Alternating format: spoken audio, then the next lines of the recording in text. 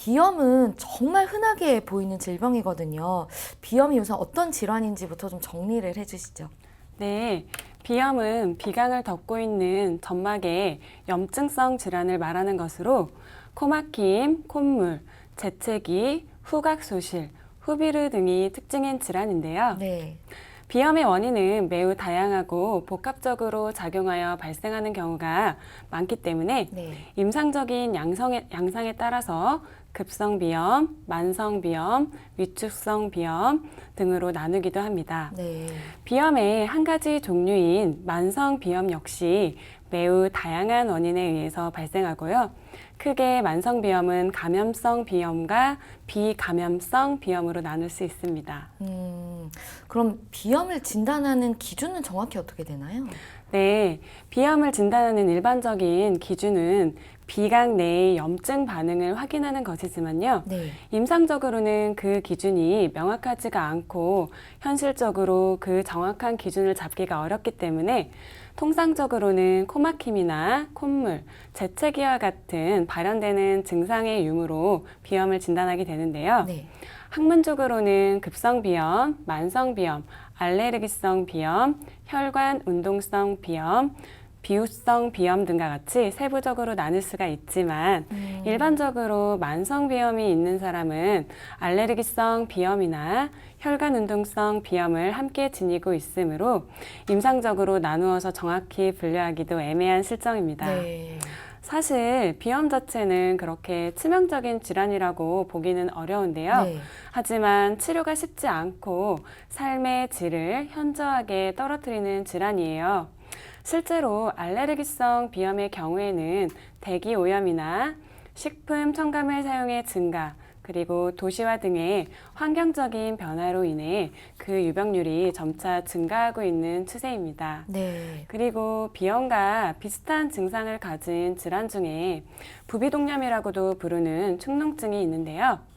둘 다 코막힘, 콧물, 재채기 증상이 있다는 점에서 증상만으로 비염과 축농증을 구별하기는 어렵습니다. 네. 하지만 축농증은 글자 그대로 농이 부비동에 쌓여 있는 것이고요.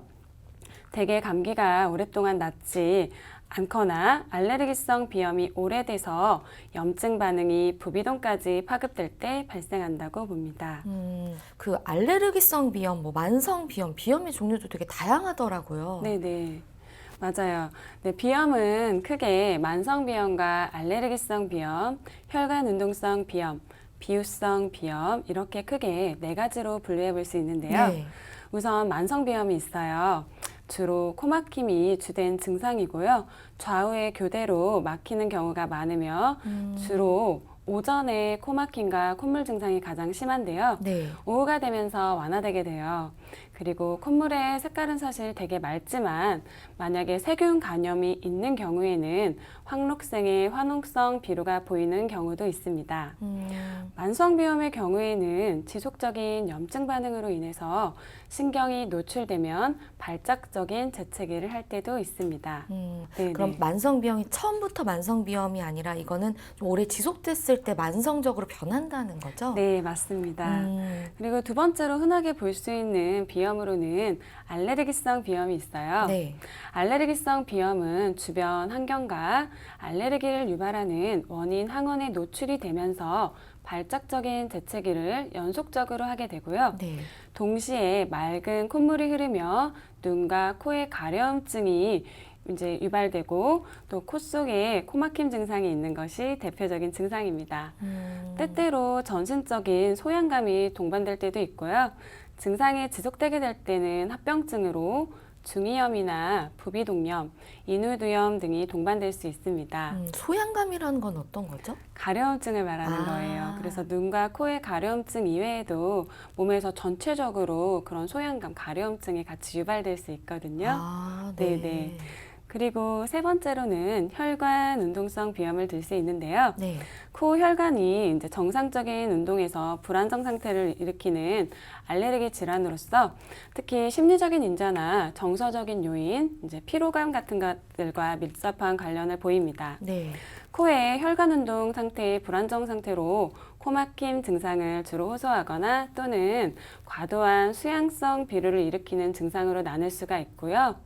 대개는 10대에서 30대 여성에게서 발작적인 재채기와 함께 비루, 즉 콧물이 과다하게 분비되는 경우가 많으며 네. 그 밖에도 후비루, 안면신경통, 두통, 불쾌감, 피로감, 편두통 등의 증상도 나타날 수 있습니다. 네.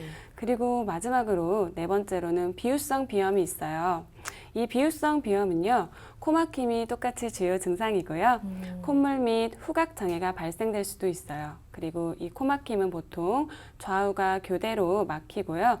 증상의 정도도 다양하고 심할 때는 양쪽 코가 모두 막혀서 코로 숨 쉬는 것이 힘들어지기 때문에 환자분은 입으로 숨을 쉬게 됩니다.